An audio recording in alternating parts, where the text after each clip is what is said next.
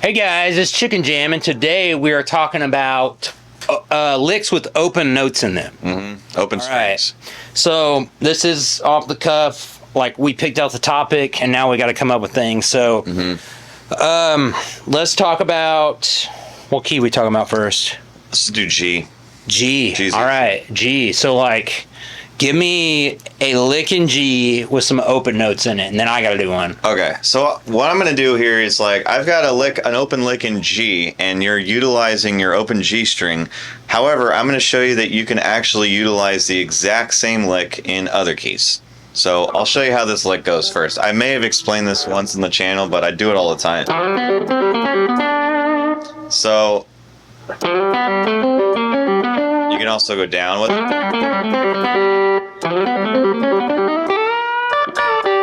What I'm doing is I'm just going up the scale and double stops.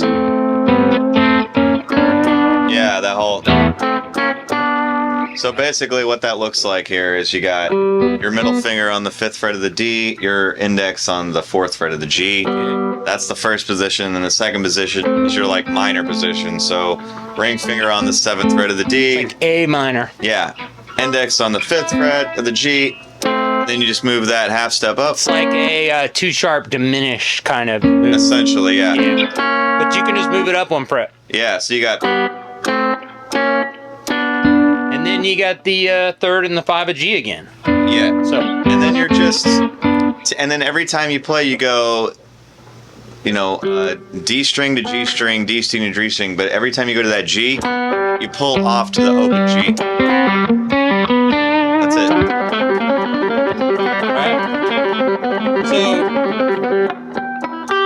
So the D string gets played first. Yeah.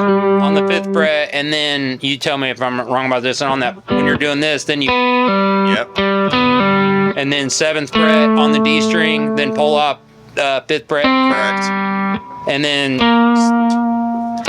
Yeah. How do you end it after that open G? So like, I just go to it can go anywhere from there. It's just like some sort of.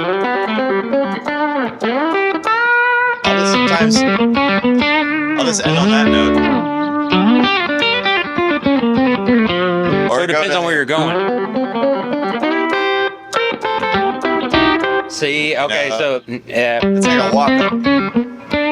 Then, then right into the C. Yeah. So then another thing that's cool about this, you could take that position and like, you know, we're walking up, this is just a G scale, right? You can take this position, you can go to E for one thing. So now, if you do an open on that, you're adding the bluesy, the minor 3rd. So you got... Yeah, and then you can use A. it on A. Because that's the flat 7. Yeah, flat 7 on... So you're doing it there too? Yeah. And then you can use it on C. That's the 5th of the chord. Yeah. So what? Where are you doing that at? Oh, all the way up there. Yeah. So you're starting here. Yeah. Yeah. And then, believe it or not, you can get away with this. Like if you play it fast enough. I have played this a lot in the key of F sharp. Believe it or not. So like this is gonna sound so weird by itself. So like. Okay, but... Sharp 1. Yeah, but if you do it fast enough, say you're playing like, you know...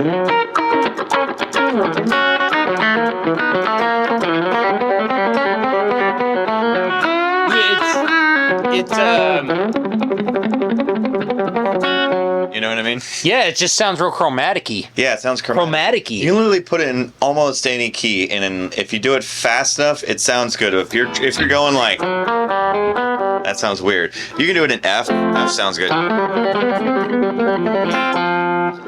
Cool. It's just a open strings lick that you can somehow play in every key, and it sounds okay.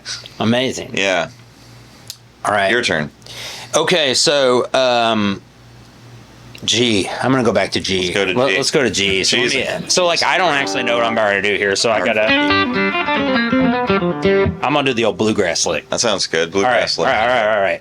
I'm gonna try not to hit you, but I'm gonna try to show this.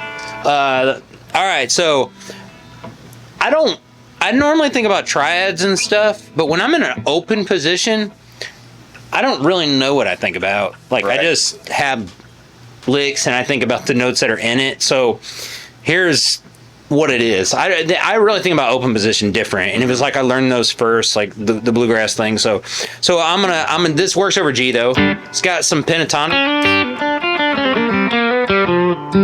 so it's got some minor pentatonic-y things going on with the third added in there. So I'm gonna slide in on the B string from second to third and create that little double stop, I guess, but it doesn't really sound like a double stop because I do it so fast. Then I hit the third fret. This is the G note on the G. And then F. There's the flat 7. Back to the D. Man, I got to think about what I'm about to do.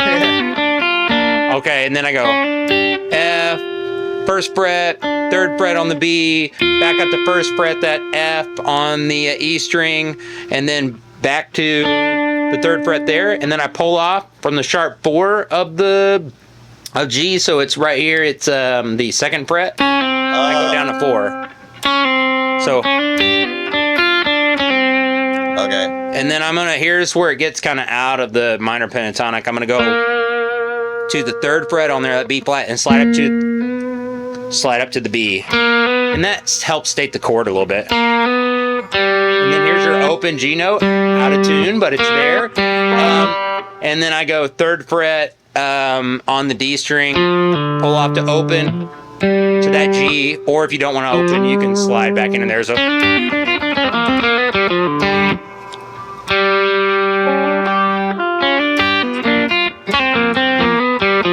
And I play around with it. Oh, you go back. And I go B, I go right here. I go back to that C note. Sorry, I didn't grab that.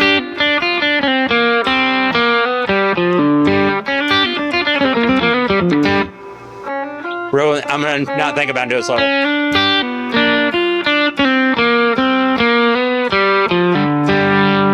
Yeah. This is what I think is cool about your playing. Like, that approach seems so foreign to me. Like, just the note choices that you did. You know what I mean? Like, really? See, if I was to do a lick right there, I'd do something like I'd go. Like, that seems correct, but like, here, do that in front of the camera so I can see what you're saying right there. But do something like Where I think in the G run thing, but I think like even with the outside of the G run, I think about on the bottom. Really?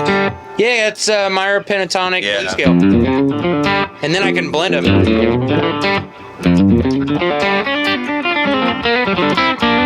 Yeah. I'm in there. Yeah. Yeah. So there's another one. Hammer on from the on this. So if you normally do, everybody does that one. Everyone does that. So like, here's from the F to the G, and then first fret, third fret, slide to the fourth, and then open, and then third G. Wait. So that is minor pentatonic blues scale version of the normal. So there's major pentatonic. Oh, okay. This is major pentatonic. Here's minor pentatonic. Yeah.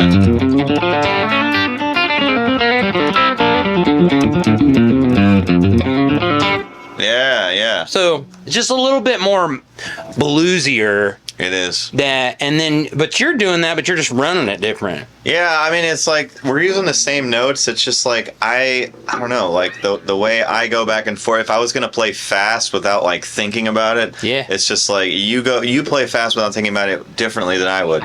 Yeah. So even up the neck, like like you just showing that right there. I'm like, wait, what? You know, like it's just a second. And I had that in there too.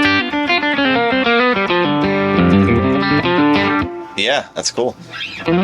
Yeah, so I mean that's interesting. The cool part is we're using a lot of the same notes, and I guess you would even say same scales and positions. Yeah. But the part of being a player is like we're playing in the style of, but we're playing it very different. Yeah. So that is the artistry part of it. I think that is. Like if you think about this with music, it's power to blow all of your minds. I think about this and it hurts. There's only 12 notes. Yeah. There's literally That's only it. 12. So when you think about that, you think, then there's an end to music. But there's so many different ways. Lot of combinations, man. Yeah. There's tones. There's different chordal things. There's the octaves of all of those, where we're playing them, how we're playing them. I mean, like playing it, even where you play them. Rhythmics. A G note here is very different. It's the same note, but it has completely different sonic vibe. Sounds different, yeah.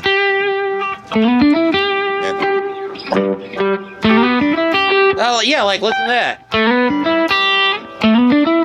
Yeah, that just sounds completely different. Yeah. You know, and it just depends on what you're seeking after. You know? It's like that. The one that on the E string is higher. It's just like it doesn't have as much bottom end as if you played that on like the G and the B as opposed to the B and the E. You know what I mean? Yeah. So there's two open G licks.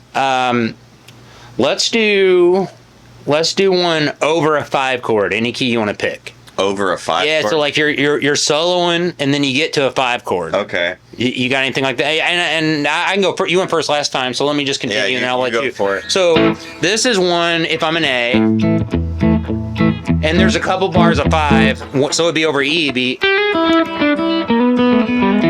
Okay. Yeah. All right. So like, I'm going here 9th fret, and I'm hammering on. Oh, I'm sorry, 8th fret, hammering to 9th fret on the B string, and then I hit this open E. And then I go to the B string and go 9th fret. You mean G? Yeah, sorry. The G string, 9th fret. I think that's no, it's not the E note. And then with this finger again, I hit that open E. So I got. And then I go to the flat 7 of that on the 7th fret and go. So I'm thinking about here and this flat 7 E. All right, and now I'm going to rock back and forth on this open B, still on an E chord, and I'm going to slide in once again, but I'm going to slide, not hammer on for some reason. You can do it either way, but from the 8th to the 9th. And then I come down here to the 7th fret, then open B, and then I slide in from minor third to major third, then hit the 1. So from 5th fret on the D string to 6th fret. So it's. So let me think. Yeah, that's cool.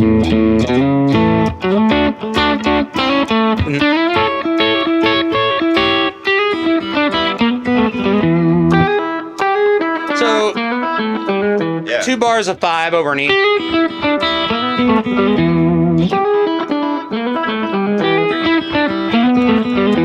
Yeah, so if you're.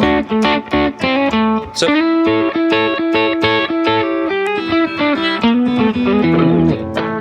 Yeah. I mean, you could play that even if that was the 1 chord. It's just a cool lick. Yeah, you could, because I always think about that being the 5 chord because it's a dominant. Because I'm adding the flat 7 in there, but what we play flat 7s. We're playing country. So if you're playing bluesy, have at it. You could just open up an E, I guess. Yeah. I've never done that, so. Yeah. And then go to A. Yeah, that worked. Yeah. Yeah, you could. All right. Yeah, you totally could. You got to do one over a 5 chord though, in whatever key you want to do it in. Okay. Let's see here. So, We've not thought about this. Yeah, this wasn't thought out for me. So, let's see. One thing I do all the time is just utilizing if we're playing in the key of D or something. Make sure they can see it on there. Oh yeah. So, well, let's just say we're playing in G or something, and then we get to that 5 on D. There you go. And you could play this over just a regular old D if it was, but like I use that. Yeah, do that one. Love it. Yeah, that's just a standard good old like Southern rock lick, It's I've never done it. Really? No. So like let's say it goes to C. Here comes a 5.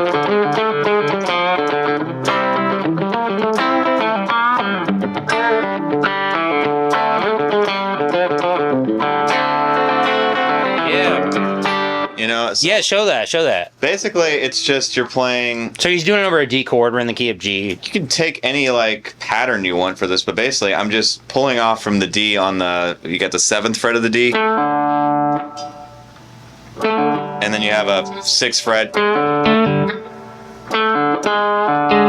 then you have a 5th fret, and then a 3rd fret, and then you can also play the 2nd fret. Is that right? Yeah, it's essentially. You could triple it too. You could. It's long-haired. Yeah. Add that chicken in there. Yeah.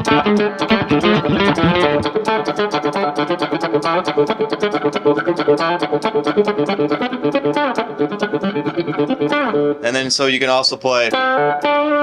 So what you're doing is this is like the 5 of the D chord to open, Just and then 5 sharp, Yeah. spin a note, and then the minor 3rd open. Yeah. Literally. Put them in any order you want, you know, and like Yeah. it's just long-haired country boy. That's the riff, you know, and then so.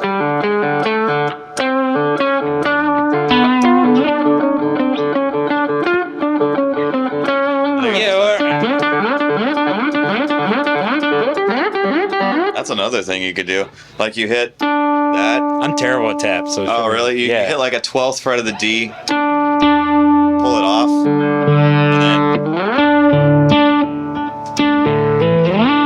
and then pull that off. Yeah. Add blues to it.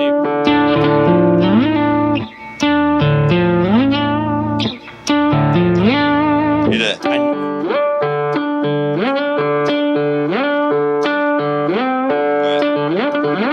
yeah. Add the flat 7. Here we go.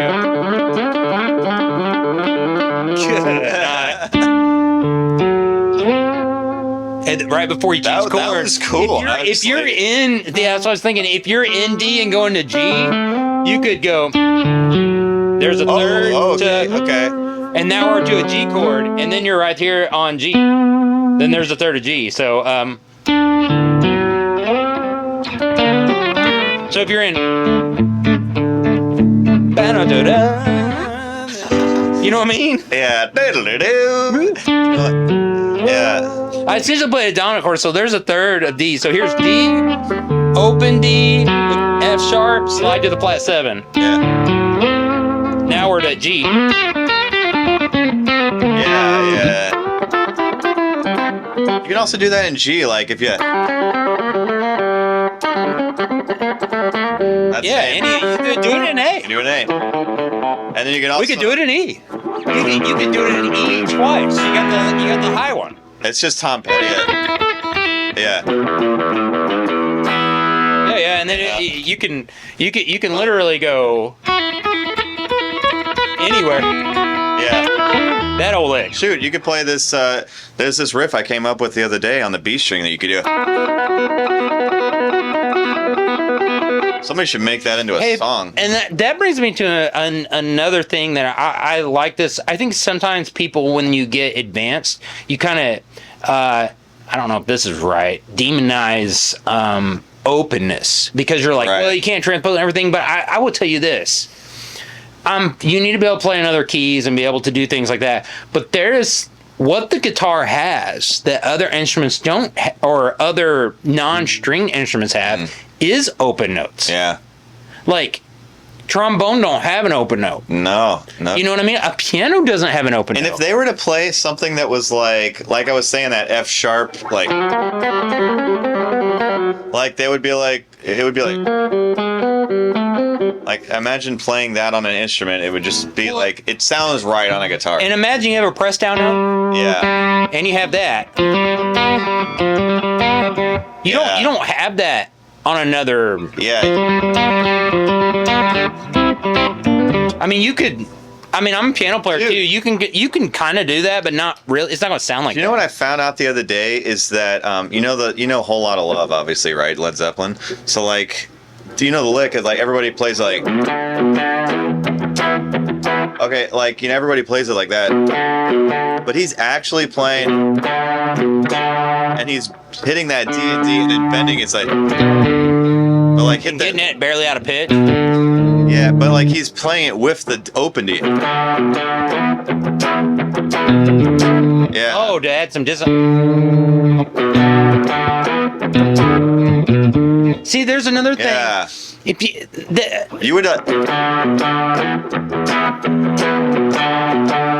So I watched this interview with Julian Lage. I think I'm pronouncing that right. Yeah. And he was he bends things out of tune. Yeah. And like that's like part of his thing. And normally I'm like trying to play in tune. Yeah. But like it was so the sonic things that you have are bending open strings and stuff. So don't forget that about being a guitar player. Mm-hmm. Like that is, yeah. And in fact, like I'm watching more and more studio guys having a couple things tuned a half step from each other because, you know, there's stuff you can do and there's certain sounds you can do with open strings that you can't. And you can always press down in another key. Yeah. But you can't add an open string if there's not Like one. a lot of people are experimenting a lot more with different kinds of tunings and stuff. I see it like all over the place now. Like guitars tuned in different ways with capos and everything, and just getting all sorts of really interesting things with open strings. All right. So this is Chicken Jam, and don't forget about the open strings. Yeah, don't forget about open. That's another shirt we're gonna make. Don't forget about open strings. Don't forget about your open strings. It's coming. And 90s, bring 90s compression back. Bring 90s compression That's back. the other shirt. Don't forget about open strings. Bring 90s compression back. Yeah, we also have now this is gonna be the OG Chicken Jam shirt. The chicken, yeah, and don't forget about putting the chicken in the chicken jam, in the chicken. You gotta have chicken in the jam. I feel like I'm hearing less chicken these days, and I'm wanting when you bring the chicken back. Any more of the chicken? Yeah. Bring the chicken back. All right, this is Chicken Jam. We'll see you at the next one. Yep.